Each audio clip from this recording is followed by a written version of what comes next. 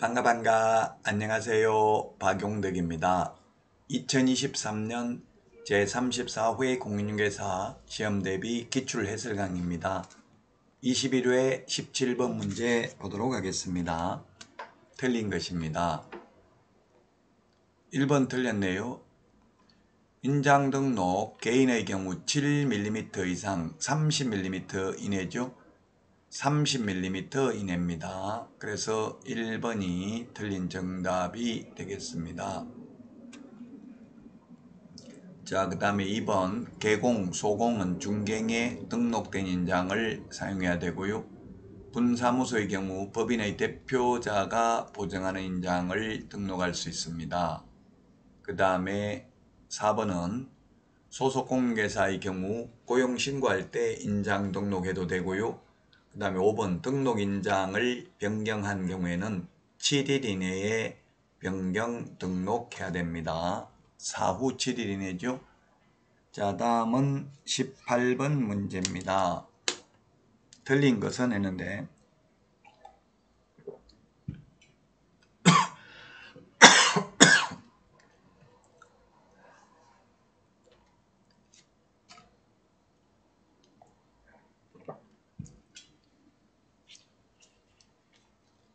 자, 18번 문제입니다. 틀린 것은 했는데요. 1번 양벌 규정은 소속 공인중개사가 과태료 부과 대상인 행위를 한 경우에도 적용된다. 이게 X였는데요. 행정형벌만 법 제50조에 보면 행정형벌만 양벌 규정이라는 말을 하고 있습니다. 그래서 1번이 답인데, 근데 지금 와서 23년 34회 시험 대비해서는 약간 논란의 여지가 있습니다. 왜냐하면 보조원이라는 사실을 고지하지 않으면 500만원 이하의 과태료인데 개업공개사에게도 500만원 과태료를 부과하고요. 이하 과태료를 부과하고, 다만 개업공개사가 그 위반 행위를 방지하기 위하여 상당한 주의와 감독을 게을리하지 아니한 경우에는 그러하지 아니하다라고 되어 있습니다. 근데 양벌규정이라는 명문규정은 법 제50조 행정형벌만 양벌규정이라는 말을 하고 있기는 합니다. 자, 그 다음에 이중사무소 1년 이하의 전역이나 1000만원 이하의 벌금 맞고요. 벌금과 과태료는 병행해서 둘 다 부과할 수 없고요. 쌍방대리 3년 이하의 전역이나 3000만원 이하의 벌금입니다. 5번에 개업공개사가 보조원의 위반 행위로 양벌 규정에 의하여 벌금을 받는 경우 이 법상 벌금을 선고받고 3년이 경과되지 아니한 자에 해당하지 않는다. 이게 판례인데 무슨 말이냐 하면은 공인중개사법 위반으로 300만원 이상 벌금 받으면 3년간 취직도 안 되고 개업도 안 됩니다. 그러나 사장이 직원 잘못으로 벌금을 받았다 하더라도 그건 이 법에 의한 벌금이 아니다. 그러므로 결격사유에 해당되지 않는다. 이 법이라 하면 판례가 본인 잘못으로 받은 벌금만 해당되고 직원 잘못으로 받은 벌금은 해당되지 않는다. 만약 직원 잘못으로 받은 벌금도 결격 사유가 된다면 역선택을 당할 수도 있겠죠. 일부러 망하게 만들려고 위장 취업을 해가지고 사장 벌금 받게 만들 수도 있기 때문에 그렇죠. 1번이 답이 되겠습니다. 다음은 19번입니다. 손해배상 책임인데요. 옳은 것입니다. 1번에 업무 개시와 동시에 보정 설정하면 된다라고 했는데 보정 설정은 업무 개시 전에 해야 됩니다. 암기 프린터 56번에 동그라미 1번에 있고요. 암기 프린터는 네이버 카페 박용덕 박사의 부동산 여행에서 다운로드 받을 수 있습니다. 회원 가입하시고 그냥 댓글 같은 거 한 몇 개만 달면 바로 확인할 수 있습니다.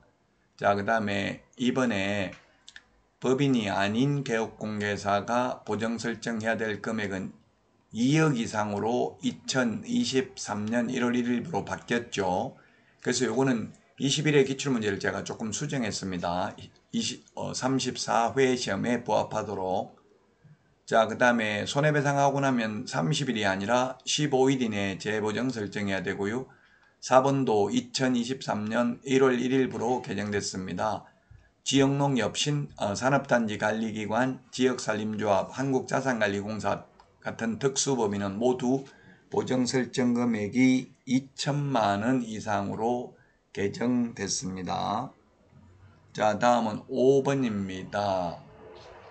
중개행에 따른 확인설명 의무와 그 위반을 이유로 하는 손해배상 의무는 중개 의뢰인이 개업공개사에게 소정의 보수를 지급하지 아니하였다고 해서 당연히 소멸되는 것은 아니다. 그렇습니다. 무상중개라 하더라도 중개보수를 받지 않았다 하더라도 확인설명해야 되고요. 확인설명을 하지 않거나 잘못해서 손해가 발생하면 그 손해는 배상해야 됩니다. 보수를 받지 않아도 설명해야 됩니다. 확인설명은 어떠한 경우에도 생략할 수 없습니다. 의뢰인의 요청이 없어도 설명해야 됩니다. 자, 다음은 20번 문제 보도록 하겠습니다. 중개보수에 대해서 옳은 것인데 1번은 교환은 평균가액이 아니라 거래금액이 큰 걸 기준으로 합니다. 자, 그 다음에 2번 동일한 중개상물, 그 다음에 동일 당사자, 동일한 기회에 매매를 포함한 둘 이상의 거래가 이루어지는 경우에는 임대차에 관한 거래금액을 적용하는 게 아니라 매매에 대한 거래금액을 적용합니다. 집 팔고 그 자리에 세입자로 눌러 사는 경우, 즉 매매계약하고 임대차 계약이 동시에 이루어졌지만 매매에 대한 중개보수만 받을 수 있습니다.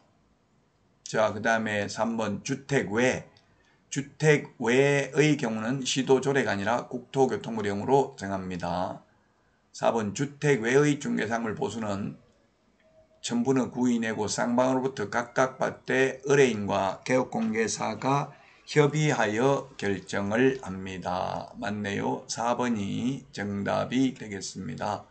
5번 주택임대차의 경우 보수는 거래금액의 천분의 9가 아니라 최대 천분의 6입니다. 매매는 천분의 7이죠. 그래서 4번이 정답이 되겠습니다. 여러분 수고 많으셨고요. 다음 시간에 찾아뵙겠습니다. 안녕히 계십시오. 안녕.